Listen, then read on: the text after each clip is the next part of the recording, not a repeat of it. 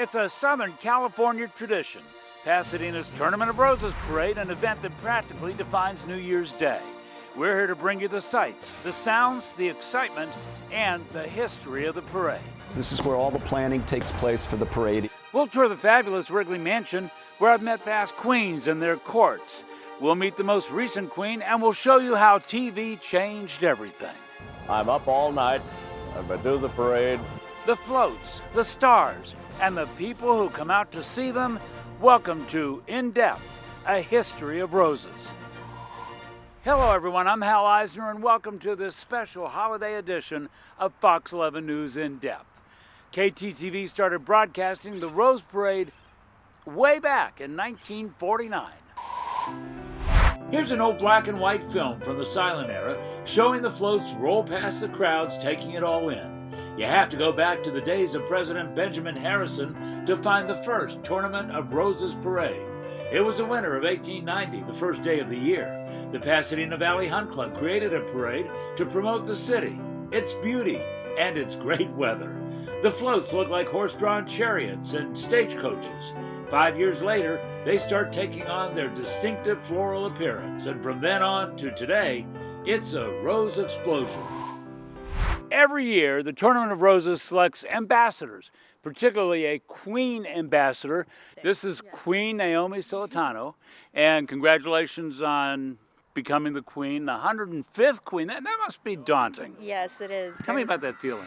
It was very surreal. I was very emotional when I found out. You know, it's an honor to be part of history, of the rose history of Pasadena. When they mentioned your name, did you jump up in the air? Oh, I cried. I was cried? completely Did you cry? blacked out. Yeah, it wasn't until these girls started screaming my name that I found out that I was queen. What does it mean to you? It means being a role model and inspiration, not to just little kids, but to anyone around that's going through change or anything that needs help, yeah. How did you come to the idea that someday you wanted to be in this royal court? Well, I was actually born in Italy, and when I came here, the Rose Parade was the first thing I saw, and the princesses, and my parents always called me their little princess, so, you know, I had to try out. What do you think it's going to be like going down the boulevard? Oh, it's going to be so much fun. You know, waving to everyone, it's going to be so much fun. How do you think an experience like this sort of helps you move forward? I think we've all been trained a lot in how to network with people, interact with different individuals, and just be more involved in our community. So I think it's very exciting. And what do you take away from this? Every opportunity and experience that we get with everybody just is another thing to keep in our back pocket and just be able to have that for other experiences and to be able to pull that out. Have you been in other competitions that have to do with pageantry? I personally have never done anything like this. This is a first. Before. Yes, that's why I was so surprised when I heard my number. I actually could not believe it. But it's been such a great experience so far, and I've met these amazing girls who have made it so much fun. What a nice answer. What's your feeling about all of this? About all of this or the pageant? No, all of this. This is really amazing. I think it's just an amazing feeling to be here and having all these girls be my new sisters. I have a brother, so just having sisters is really nice. Do you think you'll stay in touch forever and always, like BFFs? Sure. We have our bride and we have our bridesmaid gowns. So. Oh, you're all set. Yeah, we're ready. You're all set. What do you want to be? Sometimes I wake up in the morning and I love my passion for running so much that I want to be a coach, but every now and then I realize I love Trader Joe's, so maybe working in their marketing department is something that might work better for me. Maybe so. I mean, what do you get from this experience? It's truly a remarkable feeling. I grew up in Pasadena seeing the parade every single year, and being able to be a princess now, I've always dreamt of saying it, but I never thought it would actually happen, and now being able to say it and be a role model for, like Naomi said, not just little girls, but everyone here in Pasadena. And this experience for you? This has been amazing. This is my sisters now. They have my backs. They're always here for me 100%. Anytime I need anything, they're here.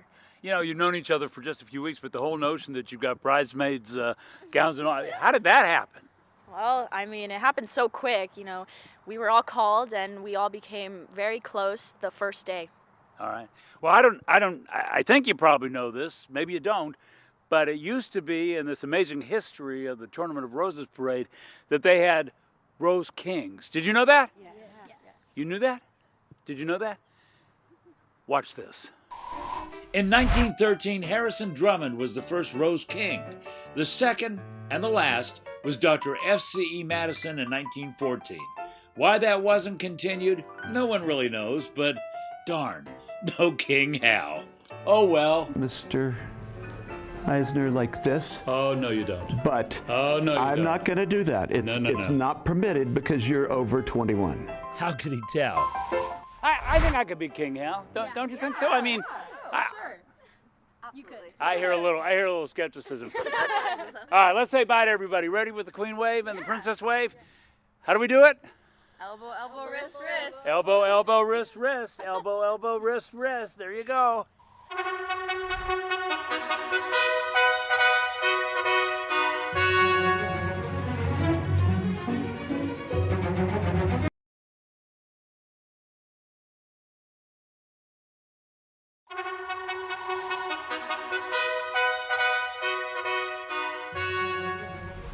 The Rose Parade has always provided us and the world some spectacular memories.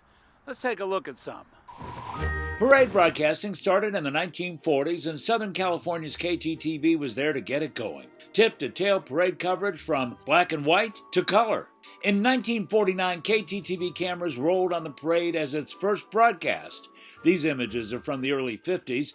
The sound is missing. You can't appreciate the color or the flowers, but it was as spectacular then as it is now. How about this video from our KTTV archives in 1979? But whether now or in the late 70s, one thing never changes: camping out on Colorado Boulevard. What time did you get here? 3. Wasn't it a little cold this morning? Of course. And when it starts, oh fun! Look, there's the Cal Poly Pomona float from 1979. It was called Grin and Bear It. Bear it. Get it? And the hairstyles. My hair looked like that when I was a college student. Like those at Cal Poly who built this. They worked so hard on these things each year. We've been working ever since the fall quarter began late September, and what you see is where we've gotten so far. As the years went by, our reporters captured slices of parade life and how float makers captured the theme of that particular year. Like this one. In 1980, the reporter is Larry Atterbury. He talked about the theme of that year's 91st Rose Parade, Music of America, and how that year's Grand Marshal fit right in. Old Blue Eyes himself, Frank Sinatra, riding with his wife Barbara. He told Atterbury earlier he's been in a lot of places, but nothing like this. It is my honor and pleasure to present the Grand Marshal for the 2024 Rose Parade, the incomparable Audra McDonald. Alex Agajanian presents Audra McDonald, the 6-time Tony winner, as 2024 Rose Parade Grand Marshal. Thank you. Alex Agajanian is the president of the Tournament of Roses this year. Congratulations. This is quite the honor every year for somebody to get this presidency. Thank you, Hal. It truly is. And usually it's somebody who's worn that red coat and worked this parade for many years. So you get to wear the red coat only your presidential year, and then when you're a past president, you get to keep the red coat and wear it to certain events. But there were years of volunteering before that. There was. Talk about that. So I'm a 35-year volunteer. Wow. I joined in 1989 and worked my way through the various committees, standing on corners, meeting people, having a good time, putting the parade on. And there's 935 of us doing that, and we spent about 80,000 hours of our time to do it. The first time you saw that parade coming towards you, what did you think? Well, the first time I saw the parade, I was a young lad, and I saw parts of it from my living room when the Western Stars, who used to disband at my house, were in my living room talking about stories of the parade. So Monty Montana, George Putnam were telling me when I was very young all about the parade, and I would sit on my father's shoulder and I'd actually see them come by and then talk to them in my house. And I knew George quite well. He used to work on this television station, KTTV, and he always was out there on New Year's Day with that horse. That horse, his silver saddle, yeah, right? And he had some great stories. But is it as exciting today? I know you're the president and everything, but I mean, is it as exciting today as it was that very first time you saw the parade? Yes, it is. I mean, look at what we get to do. Along this 5.5-mile parade route, we bring 750,000 people, give or take, of our closest friends, and we throw them a party. And we have 40 some odd floral floats, the best floats in the world. We bring in 20+ bands of kids from all around the world. And as you're looking at all these people smiling and laughing and have a really great time and having fun together, how can you not have fun every year? How can that not be special? You feel like a kid in a candy store? All the time. Yeah. All the time. I would imagine so. The theme this year, celebrating a world of music, you picked that. I did, with my wife and family. Talk about that. So the president and his or her family get to pick the theme for the parade. And then one night in the middle of the night, I sat straight up out of bed about 2 o'clock in the morning, tapped my wife on her shoulder, and then said to her, I've got the theme. She went, great, what is it? And I said, celebrating a world of music. And then I said, we better write this down. So we wrote it down and went to bed. I wrote it down because I thought we'd forget it. We did. Thank God for the piece of paper. That theme might not exist. Yeah, you know, I sort of thought with sort of the way the world is these days that maybe it would be something that sort of talked about bringing the world together. But music does that, doesn't it? So music brings people together. It's a universal language. We've traveled, as I said, all over the world. When we were in Costa Rica, I didn't speak Spanish, but I could speak music. I could beat out the rhythm on a table of anything being played. I could talk to them about music. It's a universal language that we can all enjoy together. It does bring people together. It's a way for us to celebrate together. And so when we came up with this theme, it works so well because not only having fun with it, but we're doing it together. You know, last year it was about, let's all get back together again. We've been through COVID, we've had a pandemic, and what's different this year? So this year is a celebration, right? This is America's New Year's celebration. We can all come together without fear of the pandemic. We can all enjoy what's going to happen. And when we talk about elements of this parade, there is just music and fun packed into the parade for everyone to enjoy. And I don't want to dim the celebration, but COVID is in our rearview mirror to a certain extent as far as the pandemic. It's still out there, but as far as the pandemic, does it still have any ripple effects with regard to your planning, your thinking, how the parade will function? You know, like any disease that may still be in the background, like this one is, we have to think about it. But we've learned to cope with it. We have vaccines for it. We have a number of things to deal with it. And so right now, we're not doing the same level of planning as if the virus was as effective as it was 2 years ago. And so we've handled that to where it's really going to not interfere, I believe, this year. The most important thing you want people to know as we head toward Parade Day? Come out and party with us, have fun. It's a family celebration. Bring the kids, enjoy what's going on. If you can't make it, sit on your couch and dance to the music as it goes down the street. The Rose Parade has a huge impact on the city of Pasadena. Lisa Derderian is a spokesperson for the city, and it's not just a financial impact, which it is, but it's also an image impact. Oh, yeah. As the mayor says, every year we are the center of the universe in Pasadena on Parade Day. We have thousands of people that come in. Sometimes they'll come in a week earlier and make, a holiday vacation out of it with the family. But we have wonderful historic venues. We have beautiful architecture. So people take advantage of that and enjoy the parade. Have you ever been able to quantify just how much money that brings into the city? No, all of our hotels are full. Restaurants book up several weeks in advance, even rental car companies. So it really it generates a lot of revenue for the city, builds businesses, and just the morale. It's a great morale booster because this is what all of these businesses in the city looks for every year. Yeah, it's an economic driver. It's also sort of an uplifting thing for everybody. They got to be looking forward to Parade Day. Especially this year, people really just want to get out. They want to enjoy. They're booking vacations. And if you work for the city of Pasadena, 2,000 plus employees, you're either working on Parade Eve or Parade Day. But employees love it because there's so much energy and excitement in the air. And then there's this issue of what to do if you come down to watch a parade. There are rules. Oh yeah, we're very strict about the rules with, no tents, no putting out your sofas or your chairs or your tables ahead of time. And we have, it's called a Tier 1, a Level 1 federal level event. So we have resources from federal level, state, local, that are supporting us. Bottom line, your message to those people who might be coming out for this parade. Come have a great time, but be safe. Please abide by all the rules. We just want everyone to have a good time. When we come back, we'll take a look at some float making and we'll get a tour of the famous Wrigley Mansion. But first, some more images from our Rose Parade time machine.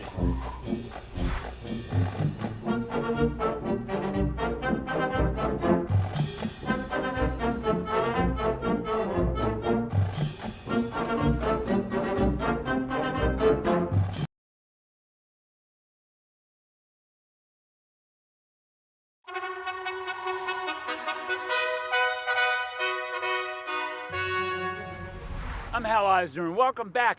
This is the headquarters for the Tournament of Roses here in Pasadena. It's the Wrigley Mansion on Orange Grove Boulevard and was owned by the family that brought us the Chewing Gum Company. One of my all-time favorite interviews here at the mansion was with parade veteran Charlie Wood. He gave us a tour, and he's a walking encyclopedia of the place. This is where all the planning takes place for the parade and the game each year. It's massive, 18,500 square feet. How many rooms?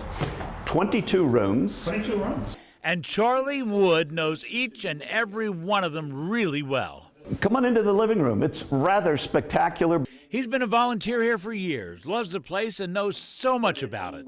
It was the home to William and Ada Wrigley from 1914 to 1958. And Mrs. Wrigley didn't like him yelling on the phone, so she built him, catch this, a telephone booth. Rather novel for that period of time. Mrs. Wrigley died in 1958. The house was given to the city of Pasadena in 1960, as long as it would be our headquarters. Charlie says Mrs. Wrigley felt like the Tournament of Roses parade was her very own because it formed right in front of her house. And this is where I think Mrs. Wrigley watched the parade from. It's a spectacular view. You look out this window, how far back do the parades go in your mind? In my mind, I joined the tournament in 1977, but we moved down in '76, and we actually came to see it. In 1977, the Grand Marshals were singing cowboy Roy Rogers and his wife Dale Evans, just two of the many remarkable Grand Marshals over the years. People like Frank Sinatra, Lawrence Welk, who can forget Kermit the Frog, and actors Gregory Peck and Shirley Temple. There were President and Mrs. Nixon, and the 34th President of the United States, Dwight David Eisenhower. Let's go into the dining room because I want to show you where President Eisenhower had breakfast the morning he was Grand Marshal of the parade. But it's not where he had breakfast that's memorable. It's what happened afterwards. Before the parade, comedian Bob Hope told the president it's really cold and he should drink lots of coffee. Then just before the parade, Bob Hope leaned back over and said, "It's a 2.5-hour parade and they don't stop." That's when the president sneaked away from his Secret Service detail to find a bathroom. Stepped in, pulled this little pocket door out. Problem was, after he was done, he couldn't get the door open. Eventually he did and made the parade on time, but it took pounding on the walls for the president to get help. And that's why this is officially known as the Eisenhower bathroom. Best wood in the house. Charlie loves the wood inlays on the doors, like this book-matched veneer. Which means that you slice the tree, open it up, and it looks the same on both sides. Mrs. Wrigley loved this stuff. This is the mind, the heart, the body, and the soul. But the heart and soul of what goes on here isn't just the trophies or gifts like this one from the Pac-12 for the 100th Rose Bowl. It's the volunteers, over 900 of them, people who make the Tournament of Roses what it is. People like Charlie Wood, who get as excited today as he did 40 years ago, walking the floats and seeing parade watchers' reactions. You come around the corner onto Colorado, and your jaw drops, and all you can see, people who are there to watch your parade. And the joy flowers and floats bring to each and every one of them. The floats, in many ways, the floats are the stars of this show, and those things that are on the floats, like some of the things you see around me, and Tim Estes, the president of Fiesta Parade Floats, and thanks for letting us inside. And we're kind of here early because things are still in very much a skeletal stage. It's pretty normal for us, and we generally finish up like around December 20th, 21st. But the bottom line is that this starts the day after the last parade. Pretty literally, you're working on ideas and concepts because we already have a heads up on the overall parade theme direction. And so as we look around here, we can see things like the skeleton of a crocodile, yeah, a crocodile, and we can see the innards, sort of like the hydraulics that'll move, these creatures around. That's correct. You're seeing the skeleton phase of it, and then eventually cover everything. Like this bird is covered in aluminum window screen, and then it's coated so we can paint it, so everybody can decorate by color, like paint by number. And it is interesting because when you get here and people are coming in to put petals and beans on these things, they're so meticulous about the way they do that. Yeah, some of it's actually applied one seed at a time with a pair of tweezers. I mean, it's that we're trying to get the most great detail possible in the decoration process. And the other thing that's kind of interesting about this is somewhere along the line, corporations found out that this was a good way of advertising and getting their message out to the public. Yeah, it kind of started like around the early 70s, 72, somewhere in there, where corporations, businesses were seeing that it was a great ROI, rate of return on investment, of having a float in the Rose Parade, because they have so many media impressions, as they say, from the television coverage, let alone there's 800 or so thousand people lining the street along the 5.5 mile parade route. And you know, I think one of the things that's interesting is you've been around a long time. You've done this for decades. You're one of, what, still 3 float makers that are still doing the job. Am I correct on that? Correct. When I started Fiesta Parade Floats in 1988, there was 9 float builders, but the parade was cut down because television time was cut down. So the last time the parade had the 60 floats, which is normal, was around 1995. And we're pretty much solidified at around 45 floats in the parade. In all these decades that you've done this, what's the most significant thing you think you've learned? Patience and getting great people to be working as a team. And you get excited, just like everybody else, to see these things go from conception to reality. Oh, it's a great pleasure, and it's neat to see a float go down the street, and you notice people are smiling and waving and all, so we're trying to make things just kind of nice at the moment. And in so many ways, you do. Tim Estes, thanks so much. We'll be back with more A History of Roses, but first, take a look at our Rose Parade time machine.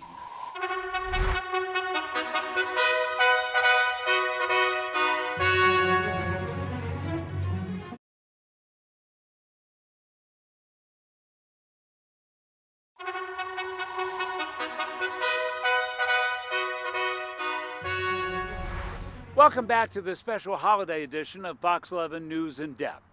For 48 years, Bill Welch was the voice and face of the Rose Parade here for KTTV. In fact, along the parade route, we had a huge presence, a great tall camera tower. You couldn't miss it with those big letters KTTV. Bill gave us all the details during those broadcasts about the floats, the bands, and he was really good at it. And to listen to Bill, the last 47 of those 48 years were the easiest. I got to tell you, the first year was a real killer because I'm up all night, I do the parade, and in those days you could be very active. I'm out on the street, flag down the float of the Queen, climb up on the float, interview the Queen, then say, okay, go ahead. It's because of Bill Welch, all the photographers over the years, and our technical crews that we have these wonderful images to share with you. On behalf of our photographer Rudy Leva, producer Hunter Lowry, and myself, have a great 2024, everybody. Thanks for joining us.